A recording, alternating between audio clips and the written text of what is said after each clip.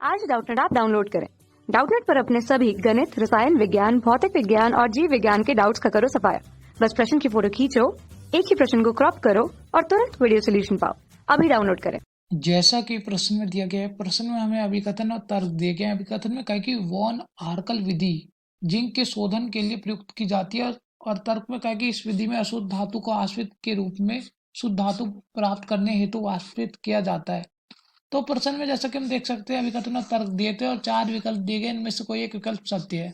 तो सबसे पहले अभिकथन की पुष्टि करेंगे। अभिकथन में जिक्र किया है वॉन आर्कल विधि का। तो आइए समझते हैं वॉन आर्कल विधि का प्रयोग कैसे और कहाँ होता है। तो लिख लेते हैं वॉन आर्कल विधि, और इसका प्रयोग के बारे में समझते हैं। वॉन आर्कल विधि का प्रयोग किसके शोधन में होता है? वॉन आर्कल विधि का प्रयोग होता है जिरकोनियम, जिसको ZR से दर्शाया जाता है, और टाइटेनियम, इनके शोधन के लिए। जिरकोनियम और टाइटेनियम के शोधन के लिए वॉन आर्कल विधि का प्रयोग किया जाता है। तो कैसे आइए समझते हैं। जब हम उदाहरण लेते हैं, हम जिरकोनियम की अभिक्रिया द्वारा समझते हैं। उदाहरण लेते हैं, हमारा जिरकोनियम है अशुद्ध। तो क्या होता है ये समझते हैं। जो हमारा अशुद्ध जिरकोनियम है, एक क्रिया करता है I2 के साथ और उत्पाद देता है ZrI4। तो ये जो ZrI4 है, ये क्या है? वाष्पशील है। यहाँ लिख लेते हैं वाष्पशील है। तो जो ZrI2 के साथ क्रिया करता है, तो इसको गर्म किया जाता है। जिरकोनियम की जब I2 के साथ अभिक्रिया होती है, इसको गर्म किया जाता है, तो ZrI4 बनता है। और ये संतुलित कर लेते हैं, I2 के आगे 2 लग जाएगा।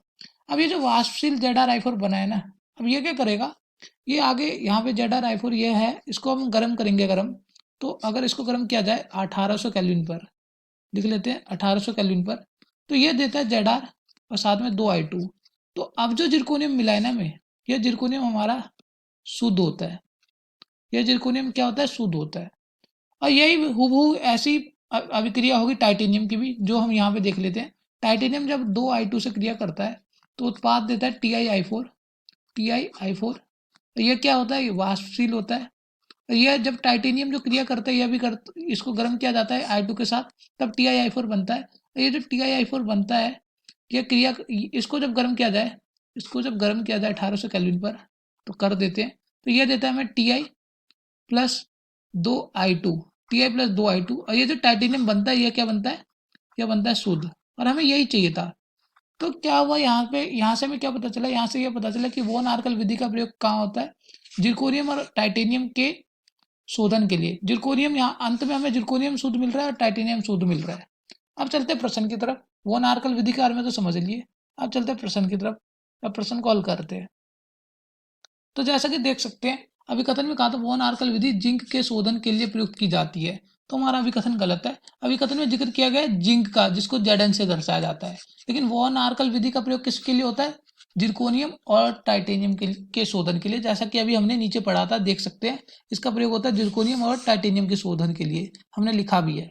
तो यहाँ से क्या पता चल रहा है? यहाँ से यह पता चल रहा है, जो अभिकथन में कहा है कि वॉन आर्कल विधि का जिंक के शोधन के लिए प्रयुक्त की जाती है, तो अभिकथन गलत है।